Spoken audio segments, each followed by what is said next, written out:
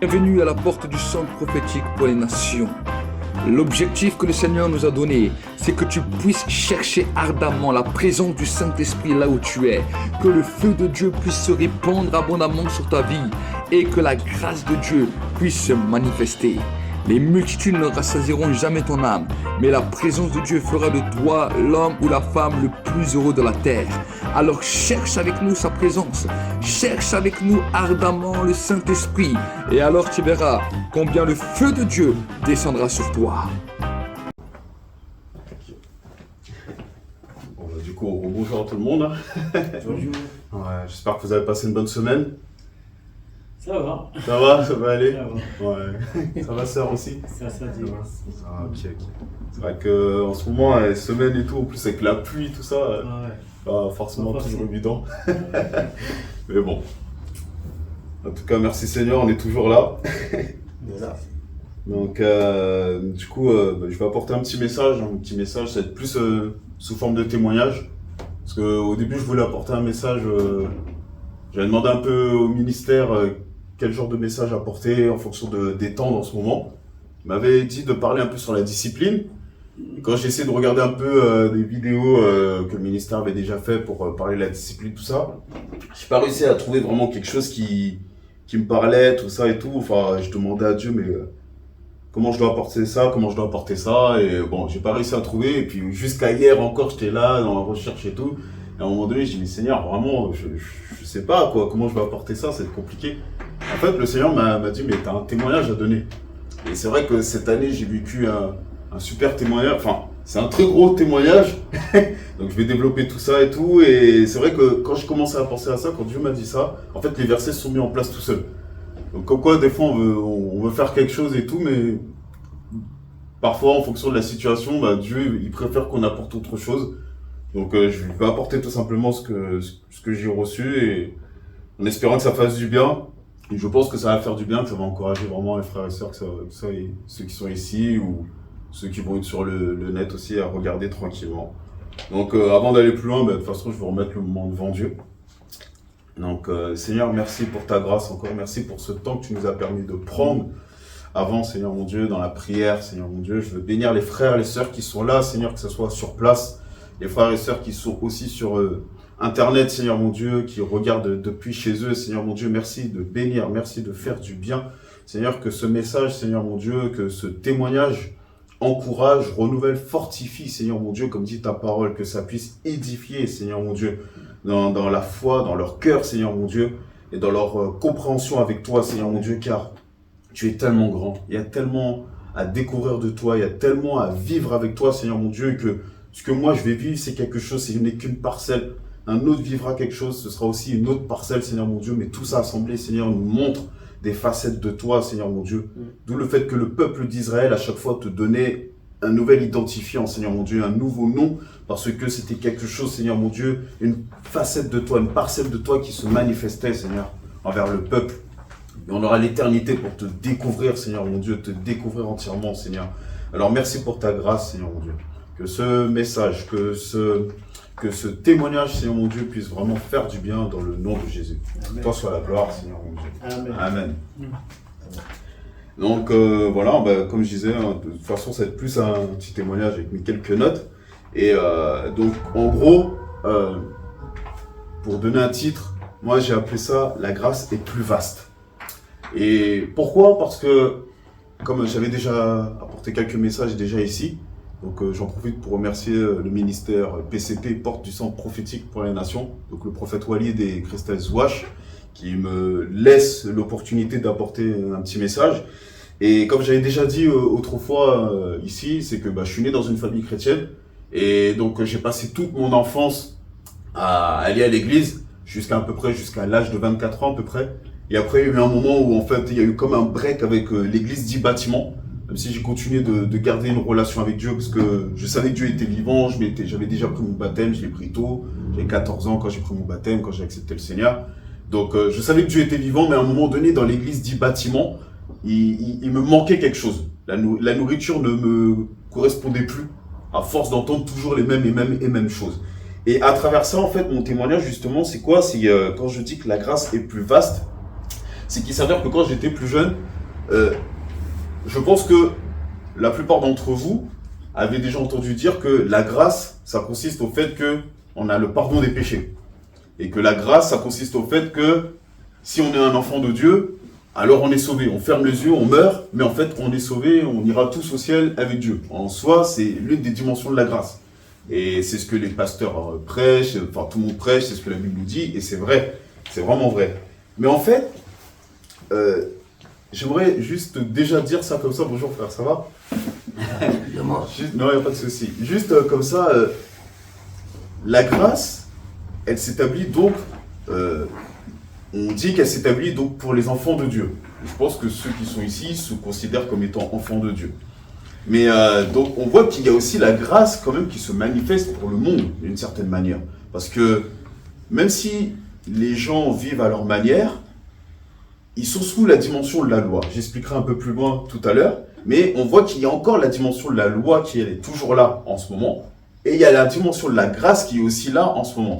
Donc la dimension de la loi, c'est pour ceux qui n'ont pas accepté Jésus comme étant leur sauveur. Le ministère l'a déjà très bien enseigné, donc je ne vais pas reprêcher ce que dit le ministère. Mais donc on voit qu'il y a la loi qui est toujours là, et on voit qu'il y a la grâce qui est toujours là. Et même un enfant de Dieu, s'il ne fait pas certaines choses comme il faut, il peut se retrouver à rebasculer sous la dimension de la loi. D'où le fait qu'on va avoir des combats, et qu'on va laisser les opportunités finalement à Satan de pouvoir interagir dans notre vie, et finalement avoir des problèmes. On a un exemple, entre guillemets, par exemple, avec Job. Job, c'était un homme qui marchait avec Dieu, c'était un homme qui respectait Dieu, c'était un homme qui faisait les sacrifices, les offrandes, tous ces trucs-là. Il avait enseigné sa famille dans la dimension de la foi, pour dire ça comme ça, même si avant ils appelaient peut-être pas ça comme ça. Mais il avait enseigné un petit peu tout ça, mais à cause de sa manière de penser et de fonctionner, il n'était pas dans la grâce, il était plutôt dans la loi. D'où le fait que l'ennemi a quand même pu le frapper, alors que pourtant c'était un homme qui était pieux devant Dieu. Donc on voit qu'au final, aujourd'hui, nous sommes toujours dans cette dimension. Il y a ceux qui sont sous la loi et il y a ceux qui sont sous la grâce. Il y a des chrétiens qui sont sous la loi et il y a d'autres chrétiens qui sont sous la grâce. Parce que c'est un positionnement. Et donc, pour pouvoir un petit peu ébaucher un petit peu le témoignage que j'ai apporté, parce que c'est un sacré témoignage comme je le disais, je vais l'illustrer par le passage de Genèse 3:16. Donc moi c'est la version Summer. Je ne sais pas si l'un d'entre vous a une autre version, peut-être le lira, mais moi je vais lire la version que j'ai. Dans la version Summer de Genèse 3:16, il dit « Dieu dit à la femme, je rendrai tes grossesses très pénibles, et c'est dans la souffrance que tu mettras au monde tes enfants. Tes attentes seront tournées vers ton mari, mais lui, il te dominera. » Bon, alors là, on va me dire, mais attends, il me prend un verset, mais il me parle de la femme, quoi. Donc, mais, comme vous le savez, certains d'entre vous, je suis marié. Et donc, finalement, pour pas faire durer le suspense, Dieu m'a fait la grâce d'avoir un enfant. Donc, je suis fraîchement papa depuis 1 mois maintenant. Et en fait, maintenant, qu'est-ce que je vais expliquer par là? C'est que, avant que ma femme soit enceinte, bien que, alors moi étant baptisé depuis longtemps, converti depuis longtemps, ayant commencé à entendre des enseignements qui parlent de surnaturel de Dieu, de puissance de Dieu et toutes ces choses-là, contrairement à ce que j'entendais quand j'étais petit, qui ne parlait pas vraiment de toutes ces choses-là. Et ma femme par la suite, quand je l'ai connue, elle connaissait pas Dieu. Elle n'était pas convertie. Elle avait entendu parler de Dieu, elle a eu une éducation catholique, mais ça s'arrêtait là. Donc moi, j'étais chrétien, je me suis marié avec une femme non chrétienne, et finalement, donc on a continué comme ça, mais moi, en lui parlant de Dieu, elle a fini par se convertir, merci Seigneur. Donc c'est une grâce que Dieu m'a fait là-dessus. Mais je vais avancer. Là maintenant, qu'est-ce qui s'est passé? C'est que quand avec ma femme, on était là, au bout d'un moment, donc aujourd'hui on a 6 ans de mariage, grâce à Dieu encore une fois. Mais au début, bon, on est là, on commence à vivre un peu notre vie et tout, on va pas faire de dessin, tout le monde sait un peu comment ça marche. Et vient le moment où on veut enfanter. C'était un souhait que j'avais dans mon cœur, c'était un souhait que ma femme avait dans son cœur et tout. Sauf qu'à un moment donné, on s'est retrouvé devant le problème de la stérilité. Mais stérilité, pourquoi? À cause de liens spirituels, à cause de combats spirituels, à cause de liens familiaux. Et comme je le disais, ce qui est particulier, c'est qu'on va se dire, mais je suis chrétien, je vais à l'église, je crois en Dieu, donc c'est censé m'être acquis. La parole de Dieu me dit que l'homme et la femme, ils vont s'assembler, et puis ils auront des enfants. C'est ce que me dit la parole de Dieu. Donc techniquement, Moi, je m'assemble avec ma femme, je suis censé avoir un enfant. Pas de problème. Pourquoi alors il y a le combat? Pourquoi on n'arrive pas à avoir un enfant? On essaye, on n'arrive pas. On prie, ça ne vient pas. Quand il y a soi-disant des symptômes et qu'on pense que ça va être ça, finalement les règles se représentent et puis bah non, en fait c'est pas ça. Donc à un moment donné, le désespoir commence à arriver, le découragement commence à arriver. Là je vous parle de choses rapidement, mais ça s'est passé sur des années. Au début on est tout feu tout flamme, on se dit non c'est bon, Dieu va faire grâce et tout, mais quand 1 an passe, 2 ans passent, plusieurs essais passent et que rien ne va, on commence à un peu se poser des questions. Et par la grâce de Dieu, donc finalement on a rencontré le ministère il y a déjà 2 ans, un petit peu plus de 2 ans maintenant. Et le ministère étant prophète, c'est pour ça j'aime beaucoup rappeler le fait que le ministère qui est ici, donc le prophète Walid et sa femme Christelle Zouache, sont véritablement des prophètes parce que je les ai vus agir personnellement dans ma vie et même des fois en les accompagnant dans des interventions, tous ces trucs-là, ou dans des réunions, enfin qu'importe, je les ai vus agir et j'ai pu voir effectivement, c'est pas que de la parlotte. Et ça, c'est très important. J'avais parlé la dernière fois quand j'expliquais rapidement, le fait qu'il est important pour nous de s'établir dans une église et de s'établir auprès d'un ministère, parce que même c'est quelque chose que Dieu veut, parce que c'est une dimension que Dieu veut, c'est une dimension que Dieu déclenche lorsque nous-mêmes on commence à s'affilier à un ministère et à honorer un ministère, à honorer un homme, à honorer une femme. Je ne dis pas de les adorer. Je ne dis pas de faire tout à l'aveuglette comme véritablement... Enfin bref, comme si c'est eux qui ont raison à tout va et on fait sans peser le pour et le contre. C'est pas ce que je dis. Mais je dis simplement qu'il est véritablement important, à un moment donné, de dire « Ok, là, je commence à aller à l'église, je vais commencer à m'établir dans cette église, je vais commencer à écouter les enseignements et les mettre en pratique. » Souvent, on va à l'église, on voit l'enseignement, on écoute l'enseignement, ok, ça nous a fait du bien, il a prié pour nous, elle a prié pour nous, enfin bref, peu importe le ministère qui est établi dans l'église en soi. Mais une fois que le temps de l'église est passé, donc à savoir le dimanche, on reprend notre semaine comme si rien n'était. Et dimanche après dimanche, on se relève et encore à chaque fois pour aller se faire impacter. Mais on ne met rien en pratique. Non, c'est pas ça. Aller à l'église, c'est plus que ça. Aller à l'église, parce que sinon, on va se retrouver exactement comme les personnes qui, à l'époque, quand Jésus était sur terre, qui était quand même Dieu sur terre, il faisait des miracles extraordinaires. Il a guéri toutes sortes de choses, Jésus. Et bien pourtant, les gens venaient, ils prenaient juste leur bénédiction, et après ils disparaissent. On ne les voyait plus. Et souvent, parce qu'on se rend compte bien que dans la Bible, une fois que, entre guillemets, quand Jésus a eu besoin de trouver les personnes vraiment qui étaient là, il en a rencontré des milliers, des milliers, des milliers. À la fin, il en restait qu'une centaine. Dans la chambre haute, ils étaient 120. Sur les milliers que Jésus a vus, a impacté, a parlé, a prophétisé, tout ça, ils étaient que 120 à véritablement être là. À être véritablement établis, pour dire ça comme ça. Et c'est ce que je veux dire par là, c'est qu'il est important de véritablement s'établir à un endroit et dire « Ok, là, je vais m'asseoir. » Je vais commencer à prendre les enseignements, je vais commencer à les travailler, les répéter, regarder avec la parole de Dieu et toutes ces choses-là pour grandir. Sinon, on ne grandit pas et sinon, on tire des pieds. Autant nous que le ministère aussi. Donc, maintenant, ce que je veux dire par là, c'est que, une fois que, bon, là, j'ai parlé de le fait de s'établir et d'écouter le ministère, c'est que nous, dans notre cas, c'est ce qui s'est passé. On a rencontré le ministère, tout ça, par la grâce de Dieu. On a commencé à écouter les enseignements. Et une fois qu'on a écouté les enseignements, que ça a commencé à nous parler, Dieu a permis une connexion, j'avais déjà parlé, je ne vais pas rentrer dans tous les détails, mais Dieu a permis une connexion particulière. On a commencé à se contacter et compagnie. Le ministère a commencé à nous donner des paroles de connaissance, des paroles prophétiques, et ainsi de suite. Jusqu'au jour, à un moment donné, bon, ils sont venus chez nous, on les a invités. Et là, à un moment donné, le prophète, il dit, il donne une parole à ma femme par rapport au problème d'enfantement. Et donc, effectivement, c'était un problème à cause de liens spirituels, de liens familiaux. Comme ma femme vient des îles, il faut savoir dans les îles et tout ça, il y a beaucoup les esprits des eaux qui travaillent. Donc, les esprits des eaux, c'est notamment les esprits de sirène. Il y a aussi les esprits incubes et succubes et compagnie. C'est les esprits en rapport avec la sexualité, la fertilité et compagnie, enfin, toutes ces choses-là. Mais voilà que le prophète, maintenant, il parle de ça. Et là, il a commencé à briser les liens sur ma femme, qui était là à cause de liens qui ont été faits depuis la famille, depuis, en l'occurrence, les parents. Les parents ont un pouvoir énorme sur les enfants. Ça, c'est important vraiment de le prendre en compte. Quand on veut dire quelque chose à nos enfants, il faut faire attention à ce qu'on leur dit.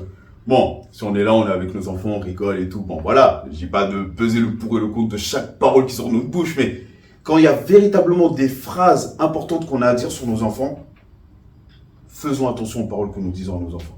Par exemple, vos enfants, dites du bien pour leur réussite à l'école. Dites du bien pour leur réussite même dans la vie professionnelle. Dites du bien pour leur réussite quand ils vont rencontrer leur futur mari, leur future femme, et ainsi de suite. Parce que si vous déclenchez des paroles comme « tu réussiras pas »,« non, tu te marieras pas »,« non, tu n'auras pas d'enfant », en fait, vous créez des liens. Vous créez des autels même. Le prophète, encore une fois, en avait parlé. Et donc, ces autels sont bibliques. C'est pas juste des histoires comme ça. Dans la parole de Dieu, et beaucoup dans l'Ancien Testament, nous parle de la dimension des autels. On voit que par exemple, le prophète Élie, qui a fait quand même tomber le feu du ciel, avait affaire aux autels. Donc, et ça c'est un des cas. Et il y a d'autres moments encore, on voit Dieu lui-même, Dieu le Créateur, parle comme quoi que les autels entendent ce qu'on leur dit. Donc les autels ont une portée. Et les autels sont créés à partir du moment où on va commencer à parler, dire quelque chose en bien ou en mal sur quelqu'un. Et ce genre d'autels maintenant, dans le monde spirituel, vont parler en positif ou en négatif sur nous. C'est ce qui s'est passé pour ma femme. C'est pour ça que, encore une fois, je le répète, j'aime dire que le ministère, c'est un vrai prophète. Parce qu'il te parle de choses qui sont vraies et il te le prouve.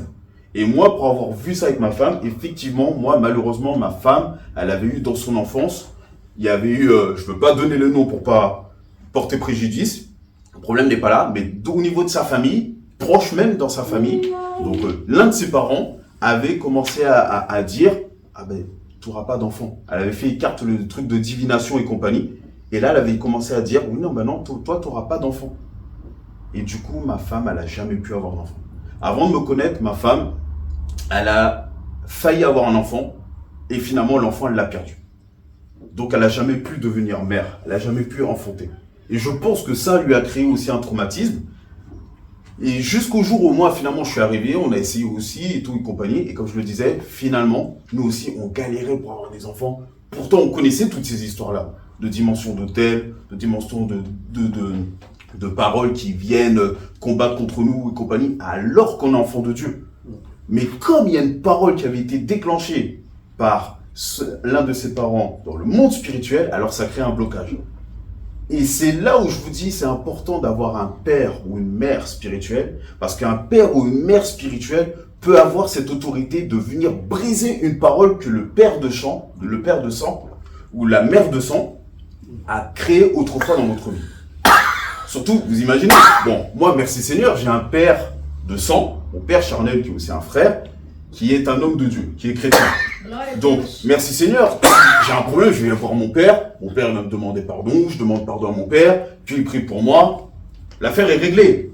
C'est une grâce que j'ai là. Mais combien sont dans cette dimension-là? Combien n'ont pas de père ou de mère qui sont chrétiens? Et qui, eux, ne vont pas comprendre cette dimension de « oui, il faut que je te pardonne », oui, il faut que je prie pour toi pour briser la parole, ou ainsi de suite. Donc, ils te laissent, excusez-moi de dire ça comme ça, mais dans ton caca. Et donc, tu te retrouves à avoir une parole qui crie contre toi comme ça et que tu peux rien faire parce que c'est pas brisé. C'est pour ça qu'un père spirituel, dans mon cas, le prophète Walid, et la Lady Zouache, qui est aussi ma mère spirituelle, peuvent venir et contrer des paroles qui auraient été dites contre moi à un moment donné dans le monde spirituel. Moi, dans mon cas, pour donner un exemple comme ça, moi, j'avais une grand-mère. Cette grand-mère-là, elle avait donné des paroles contre moi à l'époque quand j'habitais au pays, donc en Guadeloupe. Et parce que je ne m'entendais pas avec ma mère pour X raison, elle est venue de nulle part, ma grand-mère, elle a débarqué vraiment de nulle part, et là, elle a commencé à dire, toi, il faut que tu ailles en prison. Voilà. Elle sait pas l'histoire, mais elle a décrété que moi, je devais aller en prison. Le prophète, il y a à peu près 2 ans, il connaît pas cette grand-mère en question, elle est toujours vivante, il la connaît pas. Il vient, il commence à prier pour moi. Et pendant qu'il prie pour moi, il dit, voilà ce que je vois dans l'esprit. Je vois tu as eu des problèmes avec une de tes grand-mères. Je lui dis, mais... Non, il me dit, je vois qu'il y a une grand-mère qui a parlé contre toi. Je dis, mais moi, la grand-mère auquel je pense, je m'entends bien avec elle, parce que j'ai 2 grand-mères. J'ai celle du côté de mon père, qui est maintenant partie aujourd'hui, et celle du côté de ma mère, qui est toujours en vie, qui est là-bas au pays. Je dis, mais la grand-mère avec qui je m'entends bien, elle est chrétienne, enfin tout va bien. Il me dit, non, c'est une autre grand-mère, auquel je vois.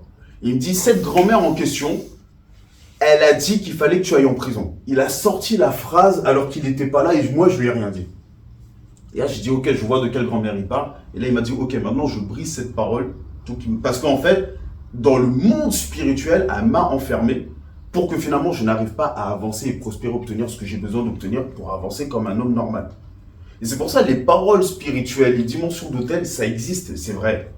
Mais, merci Seigneur, il y a des dimensions comme ça où Dieu va faire grâce de permettre qu'il y a des hommes, qu'il y a des femmes qui connaissent les situations pour pouvoir maintenant aider à débloquer des situations, parce que nous-mêmes, qui sommes plus petits, qui sommes des enfants, qui apprenons à grandir dans la foi, eh ben on ne connaît pas forcément tout ça. Donc Dieu a établi des ministères qui, eux, maintenant connaissent parce qu'ils passent du temps avec Dieu. Ils ont des révélations avec Dieu qu'on n'a pas forcément, parce qu'on ne passe pas le même temps avec Dieu. Ces ministères, maintenant, ils servent à ça, à venir apporter une dimension, une révélation pour nous débloquer, parce qu'on est bloqué. Mais Dieu, dans son amour, se sert de ça pour nous débloquer. Donc ça, c'était un petit peu pour présenter un petit peu la chose. Mais voilà que maintenant, donc, le prophète, pareil, de cette même dimension que je vous ai expliqué, il a commencé à aussi prier pour ma femme, comme quoi qu'il a vu qu'il y avait eu des paroles contre elle qui empêchaient d'enfanter. Et donc, comme je le disais tout à l'heure, maintenant vous le savez, ça fait 1 mois que ma femme et moi, nous sommes parents. C'est une grâce de Dieu. Mais qu'est-ce qui s'est passé donc? Alors, il y a eu, entre-temps, 2 ans qui sont passés, comme je le disais, vous savez. Alors, il va y avoir 2 cas. Et c'est Dieu qui fait, je ne peux pas vous expliquer à quel moment Dieu veut le faire, à quel moment Dieu ne veut pas le faire, mais c'est un fait. Il y a des fois, on va prier, où il va y avoir une parole pour briser une situation, et ça va intervenir tout de suite, du jour au lendemain. C'est la grâce de Dieu. Et il y a d'autres fois, c'est dans le temps. Nous, dans notre cas, par rapport à la dimension d'enfantement, ça a pris encore quelques années. Donc, grosso modo, 2 ans. Entre quand le prophète a prié pour nous, a brisé les paroles avec nous, et quand maintenant, il y a eu le résultat. Donc, maintenant, arrivé fin de l'année dernière, donc pareil, ma femme est là, on est là, c'était à peu près vers novembre, tout ça et tout, Dieu m'avait permis de vivre une autodélivrance. J'ai une autodélivrance et compagnie, toujours en rapport avec la sexualité. J'en avais parlé l'année dernière aussi. Je parlais d'un type de sexualité qui est un dérèglement sexuel. Donc la vidéo est sur la chaîne du prophète, vous pouvez la retrouver si vous voulez.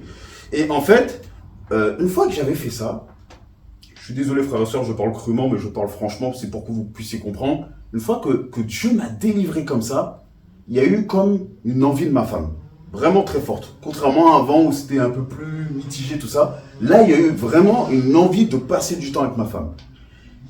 Et donc, c'était novembre comme je le disais. Il y a décembre. Je vois que ma femme, elle a plus ses règles. Je me dis, oh bah super, elle est sûrement enceinte et tout ça. Non. On fait le test. Elle n'est pas enceinte. Je dis, mais Seigneur, on ne comprend pas. Et là, maintenant, je veux rentrer un peu plus dans la dimension du témoignage. Alors que ma femme et moi, on est là, on comprend pas, on a prié, on a fait tout, on s'est abstenu, enfin bref, on a jeûné, on a fait toutes sortes de choses, hein, je passe un peu les détails. Je dis, mais à un moment donné, avec ma femme, parce que c'est vraiment, pour moi, avoir un enfant, c'était vraiment un rêve. Et aujourd'hui, merci Seigneur, je vis ce rêve, mais c'était vraiment un rêve et ma femme aussi souhaitait véritablement devenir mère. Alors quand on a vécu tout ça, début d'année, ma femme et moi, on se pose et tout, je m'en rappelle, on se pose dans le salon, sur le fauteuil dans le salon, tous les deux. Et là, vraiment, on pleure devant Dieu, frères et sœurs. On pleure, je vous dis, pleurer, un gaillard comme moi, je pleurais devant Dieu. Et là, j'étais là, je m'en rappelle, grosso modo, parce que là, c'était vraiment le cœur qui parlait. Mais là, je disais, Seigneur, je sais que dans ta grâce, tu peux vraiment nous permettre de devenir parents. Malgré tout ce qui se passe, tout ça, on ne comprend pas. On fait des tests, c'est négatif. Pourtant, ma femme, elle a des symptômes, mais on ne comprend pas. Enfin, on était vraiment dans la confusion, mais en même temps, on espérait après Dieu. On s'est dit, mais il n'y a que Dieu vraiment qui peut faire quelque chose. Parce qu'on a déjà été faire délivrance, on a déjà demandé parole prophétique, on a déjà tout fait à notre niveau, mais pourtant rien ne se passait. Tout nous montrait le contraire. Alors quand on s'est posé comme ça dans le salon et que là j'étais là, je priais devant Dieu avec ma femme, on se tenait la main, on priait, j'étais là, Seigneur, je crois véritablement que si aujourd'hui tu nous permets d'avoir un enfant, je me rappelle, j'ai dit, Seigneur, avoir un enfant c'est vraiment un rêve pour moi. J'ai dit à Dieu, si tu ne veux pas qu'on ait d'enfant, fais-le moi savoir. Si c'est juste parce qu'il faut qu'on puisse servir au ministère Et donc, c'est pour être disponible pour le ministère, parce qu'à ce moment-là, le ministère vivait des moments un peu compliqués. Il y avait pas mal de personnes qui partaient encore et compagnie. Donc, bref. Donc, je disais à Dieu, si c'est pour vraiment soutenir le ministère, travailler dans l'œuvre, et donc par rapport à ça, ne pas, en gros, être disponible pour être parent, futur parent, alors Seigneur, il n'y a pas de problème. Ce rêve de devenir père, ce rêve de devenir mère, on te le donne. On te le donne. Mais alors, c'est pour te servir. Ça ne nous empêchera pas de te servir. Par contre, j'ai dit à Dieu, si par contre, tu nous permets d'avoir un enfant, moi, je m'engage, Seigneur, à aller à l'église malgré le fait que ma femme soit enceinte. Ça, c'était mon engagement devant Dieu. J'ai dit, j'irai à l'église parce que je crois que tu peux prendre soin de ma femme pendant qu'elle est enceinte, pendant que moi, je vais à l'église pendant 2 heures. Et ça, c'est ce que j'ai dit à Dieu. Et j'ai dit encore un autre truc à Dieu. J'ai dit, Seigneur, je sais aussi que dans ta parole me parle de la grâce. Ta parole me parle de la loi. Comme je l'ai dit tout à l'heure, dans le verset, donc je relis Genèse 3,16, Dieu dit à la femme, je rendrai tes grossesses très pénibles et c'est dans la souffrance que tu mettras au monde tes enfants. Tes attentes seront tournées vers ton mari, mais lui, il te dominera. Et en fait, connaissant ce passage-là, je ne le connaissais pas par cœur, même maintenant, mais connaissant à peu près ce contexte et ce passage et le fait que j'avais déjà entendu autour de moi que voilà, les femmes, désolé les femmes, hein, mais les femmes se plaignent, ah la grossesse c'est difficile, ah la grossesse c'est ci, on a mal là, il y a ça, et puis pour le mari c'est compliqué parce que, le mari c'est compliqué parce que il y a, il y a les envies de la femme, donc il faut courir à droite à gauche chercher l'envie de la femme. Et j'ai dit, mais Seigneur, mais moi j'ai pas le permis. Et je conduis pas, c'est ma femme qui conduit. Mais si elle a des envies qu'elle peut pas conduire, et moi je fais comment? J'ai dit, Seigneur, je peux pas me prendre la tête avec ça. J'ai dit, Seigneur, je crois que tu peux permettre que comme nous sommes, et c'est ça que je disais au tout début, fils et filles de Dieu. Il y a une différence. Nous sommes des fils et des filles de Dieu. J'ai dit, Seigneur, je crois que comme nous sommes tes fils et filles, alors dans ta grâce, la dimension de souffrance, elle ne nous atteint pas.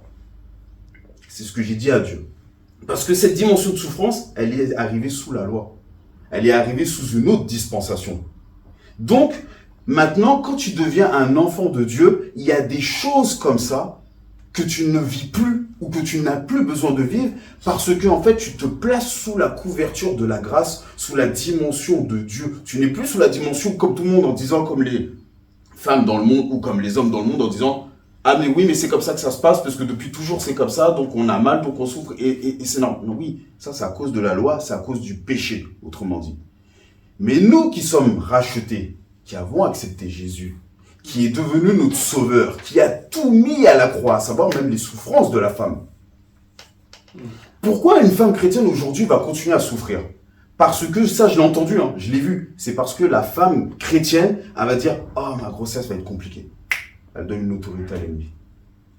Elle se positionne déjà en disant que ça va être compliqué, elle va être fatiguée, qu'elle aura des douleurs dans le dos, et ainsi de suite, et ainsi de suite. Le mari se positionne déjà en se disant « Bon, il va falloir que je cours à droite, à gauche et compagnie ». Elle est où la différence entre l'enfant de Dieu et l'enfant qui n'est pas encore adulte? Et ça, c'est une des dimensions de la grâce, je crois fermement qu'on n'a pas compris. On est passé à côté, qu'on a juste pris la grâce en disant « La grâce me permet d'être sauvé et la grâce me permet d'avoir le pardon des péchés quand je me présente devant Dieu. » Et c'est vrai. Mais la grâce va plus loin que ça. Jésus, il a payé le prix, il est resté cloué sur la croix pendant plus de 3 heures. C'est pas juste pour qu'on aille au ciel. C'est énorme, hein. C'est énorme. Mais c'est aussi pour qu'on vive des dimensions qui sont complètement différentes avec ceux du monde. D'où le fait que, par exemple, dans la dimension de la grâce, on a cette autorité étant enfant de Dieu. Donc finalement, de pouvoir parler à l'ennemi. Prendre position contre le péché. Un enfant qui est un enfant des ténèbres, donc un enfant qui est sous la loi, quelqu'un qui ne connaît pas Dieu, il est soumis au péché. Il n'a pas la possibilité de résister. C'est ce que nous explique l'apôtre Paul dans Romains. Mais par contre, nous qui sommes, d'ailleurs dans Romains 6,14, voilà, je l'avais noté, dans Romains 6,14, car le péché ne sera plus votre maître, puisque vous n'êtes plus sous le régime de la loi, mais sous celui de la grâce. Nous qui sommes enfants de Dieu, nous sommes plus sous le régime de la loi. Nous ne sommes plus dans l'obligation de pécher. ne sommes plus dans l'obligation de souffrir. Ça peut arriver. Dieu ne nous a pas dit qu'une fois qu'on devient chrétien, une fois qu'on devient enfant de Dieu, tout ça, que tout va être tranquille. Voilà, c'est pas ce que Dieu nous a dit. Mais par contre, Dieu nous a promis qu'il sera avec nous et qu'il y a des choses qu'on pourrait vivre, qu'on n'aurait plus à vivre comme le monde autrefois. Les choses anciennes sont passées. C'est devenu nouveau. Donc, au final, la grâce, elle intervient même dans des choses comme ça.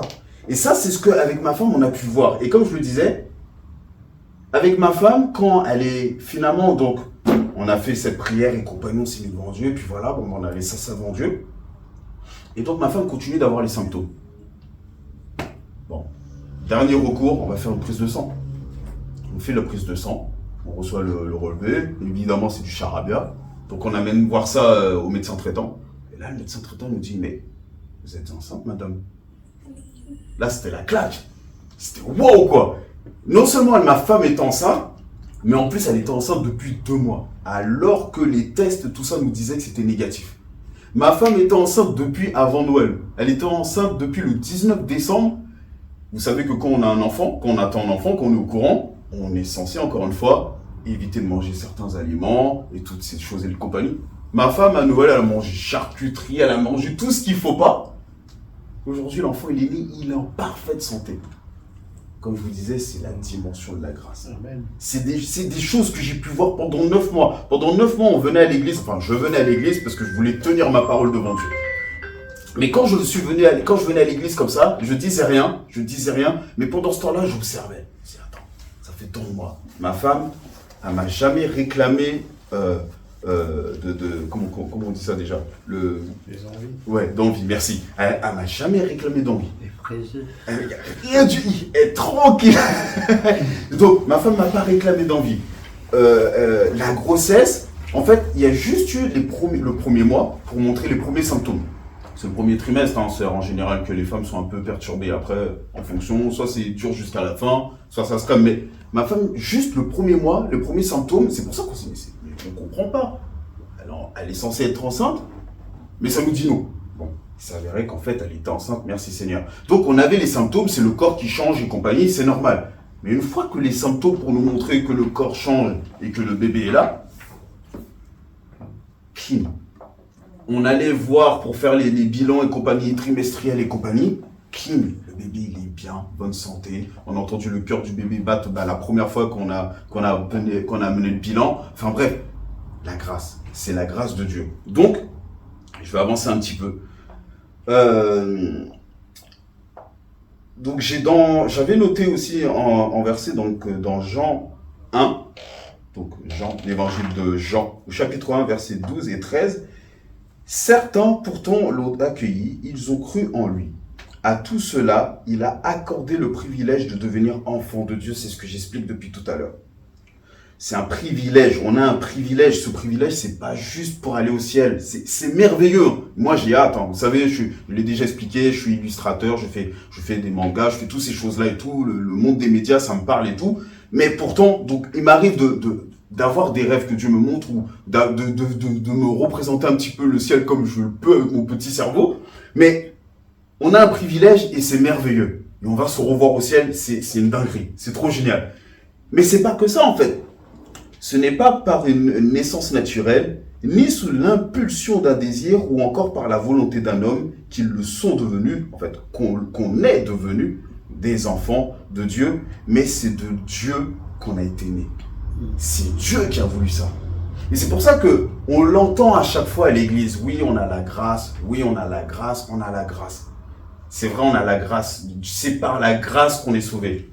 C'est par la grâce qu'on peut exercer les miracles. C'est par la grâce qu'on peut exercer les dons. C'est par la grâce qu'on est en vie. Enfin, en fait, par la grâce, il y a un tas de choses qui se mettent en place. Par la grâce, on peut enfanter. Là, dans le cas de mon témoignage, c'est ce qui s'est passé. Alors que ma femme et moi, on était bloqués pendant des années. Dieu, à un moment donné, il a décidé, c'est bon, c'était le temps. La grâce de Dieu, elle est intervenue dans notre vie. Et comme je le disais, je pense que quand, en tant qu'enfant de Dieu, on commence à vraiment se positionner en disant « Je suis ton fils, je suis ta fille », alors ce que normalement je suis censé vivre quand je ne te connais pas, moi qui te connais, je ne le vis pas. Je ne le vivrai pas. On le voit très bien quand, par exemple, pour certains, je sais que certains ici l'ont déjà expérimenté, moi aussi, Autrefois, quand je connaissais pas la dimension de la puissance de Dieu, que pour moi, aller à l'église, c'est tout, et puis voilà, que je savais pas que la puissance de Dieu pouvait intervenir, que je savais pas que si je suis malade, il suffit de prier pour que la maladie, elle parte, eh ben, en fait, je subissais comme quelqu'un qui connaît pas Dieu. Il n'y avait aucune différence entre moi, un enfant de Dieu qui avait déjà pris le baptême, et celui qui n'a pas pris son baptême et qui mène ses 400 coups et compagnie. On était exactement pareil, physiquement parlant. Mais par contre, quand j'ai pu commencer à comprendre cette dimension-là, bah, quand la grippe elle vient, il suffit de prier. Quand il y a une migraine qui vient, il suffit de prier. Là, en fait, on rentre dans une dimension qu'un autre ne va pas rentrer. Et ça, en fait, c'est des choses comme ça, en fait. Jésus, il a été sur la croix, pas juste pour 2-3 petits bricoles, entre guillemets. Hein. Attention, je ne limite pas le fait qu'on va aller au ciel et qu'on a la possibilité de demander pardon à Dieu à n'importe quel moment. C'est pas ça que je limite. Mais je veux dire, il n'a pas été juste pour ça. Jésus a été pour un tas de choses sur la croix. Et l'ennemi ne veut pas qu'on comprenne toute cette dimension-là. Donc, globalement, l'Église a compris que voilà, on a la grâce et on est sauvé. Et ça, l'ennemi, il ne peut plus rien y faire. Et même si, avec certaines personnes, il arrive à leur faire comprendre, es-tu sûr d'être sauvé? Es-tu sûr d'obtenir la grâce, d'avoir obtenu la grâce? La parole de Dieu me dit que je l'ai obtenue. Donc c'est vraiment une dimension de positionnement. Je ne veux pas être plus long que ça, c'est vraiment ce que je voulais dire, c'est un positionnement, frères et sœurs. Moi, pour l'avoir vécu, ça fait 9 mois avec ma femme, et maintenant le bébé est né le 24 septembre par la grâce de Dieu.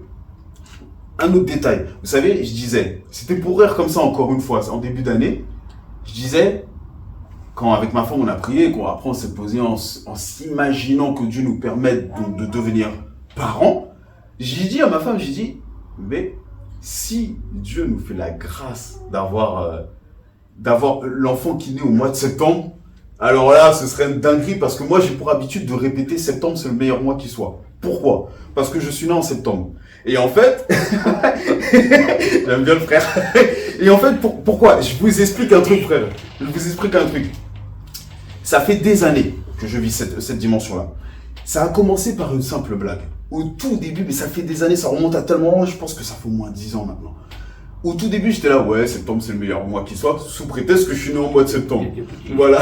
Mais en fait, à partir de là, je me suis rendu compte que, à l'époque, je connaissais pas encore la dimension de la proclamation.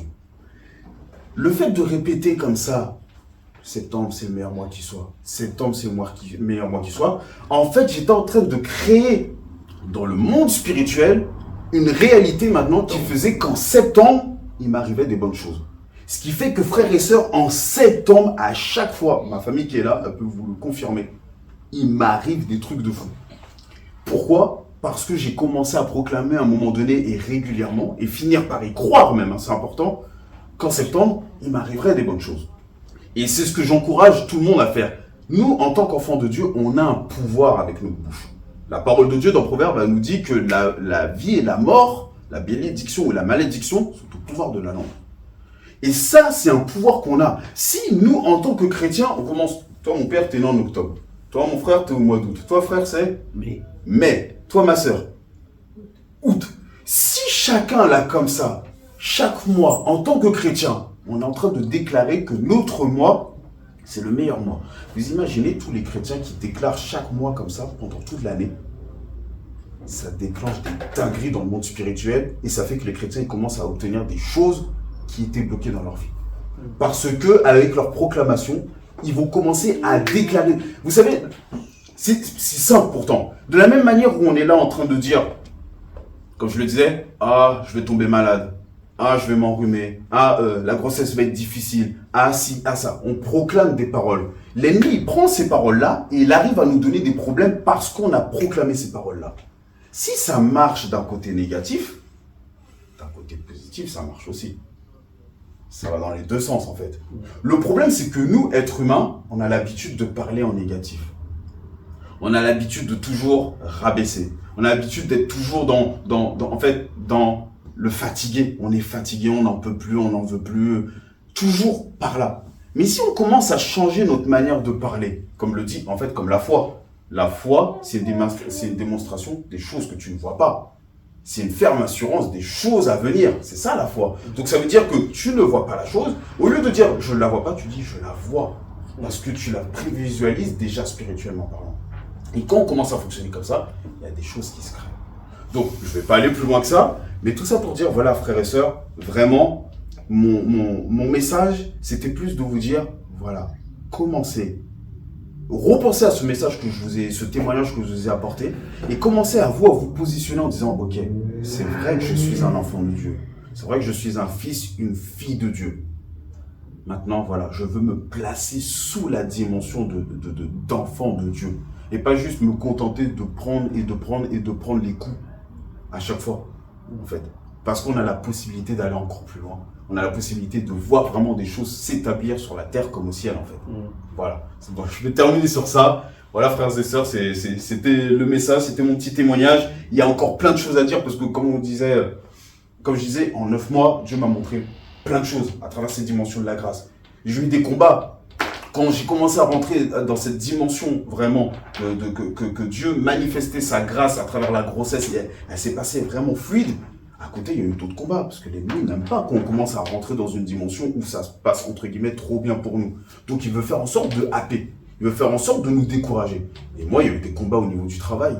Il y a eu du combat à un moment donné, il y a une personne qui est venue, qui a commencé à donner, une personne qui avait une certaine autorité, parce qu'elle est dans les organismes, dans les organismes comme la CAF et compagnie, pour expliquer ça vite fait. Et en fait, cette personne, à un moment donné, je devais aller à un rendez-vous, et quand j'étais au rendez-vous, cette personne a commencé à proclamer des paroles sur moi, elle m'a fracassé. Voilà. Et ça, c'était pour me décourager. Mais encore une fois, Dieu, dans sa grâce, derrière ça, m'a fait du bien, m'a permis de trouver un travail, et finalement de retrouver un équilibre financier, et ainsi de suite. Je reparlerai à un autre moment s'il faut, parce que je ne veux pas être trop long. Mais voilà, frères et sœurs, c'est pour ça, en tant qu'enfants de Dieu, nous avons des combats, c'est clair et net. Mais en tant qu'enfants de Dieu aussi, nous avons la possibilité de nous positionner. C'est notre positionnement qui va faire la différence. Si on reste comme des vaincus, on est des rigolos pour l'ennemi. Mais si par contre on montre à l'ennemi, non, je suis un enfant de Dieu, je sais que je marche sous la grâce, je sais que Dieu m'a revêtu de l'armure du chrétien, donc je connais la parole en fait. Si on montre ça à l'ennemi, c'est pas le même discours, frères et sœurs. Et je me permets vraiment d'en parler parce que je le vis, je l'ai vécu. Et c'est un encouragement que je veux vous donner vraiment à chacun. Donc voilà. Donc écoutez, soyez bénis, vraiment, que ce message vous fortifie. Et je vais terminer par la prière, tranquillement. Amen. Seigneur, merci pour ce moment. Merci de ce que tu m'as permis de partager ceci avec mes frères et sœurs. Seigneur mon Dieu, merci parce que ça m'a remémoré même certaines choses encore, Seigneur, vécues avec toi. C'est vrai, Seigneur, je n'ai pas tout dit, Seigneur mon Dieu, parce qu'il y aurait tellement à dire. Ta parole dit, compte les bienfaits de l'Éternel. Et Seigneur, quand on commence à compter tes bienfaits, Seigneur, c'est énorme. Alors Seigneur, merci pour ta grâce, Seigneur, qui se manifeste sur nos vies, Seigneur mon Dieu. Merci parce que dans ta grâce, Seigneur mon Dieu, non seulement, Seigneur mon Dieu, tu nous as donné la possibilité d'être rachetés, tu nous as donné la possibilité, Seigneur mon Dieu, d'avoir le pardon de nos péchés lorsqu'on se présente avec assurance devant le trône, ton trône de grâce, encore une fois, comme le dit ta parole. Mais Seigneur, même en plus de ça, oui, on a cette assurance, on a cette espérance de pouvoir aller au ciel. C'est par ta grâce, Seigneur mon Dieu. C'est par ta grâce, c'est par ton sacrifice, c'est par amour, c'est quelque chose que tu as décidé de faire. C'est pas un homme qui t'a dit de le faire. C'est toi, dans ton amour, dans ta grâce, tu as dit, je vais faire ça pour les hommes, sinon ils s'en sortiront pas. Et Seigneur, tu as fait bien plus que nous permettre d'aller au ciel, Seigneur mon Dieu. Tu nous as mis vraiment les choses ici sur terre entre les mains. La preuve étant, tu nous as laissé le Saint-Esprit, afin qu'on puisse rentrer dans des dimensions, Seigneur mon Dieu, qu'il était encore impossible pour les hommes, même à l'époque de l'Ancien Testament.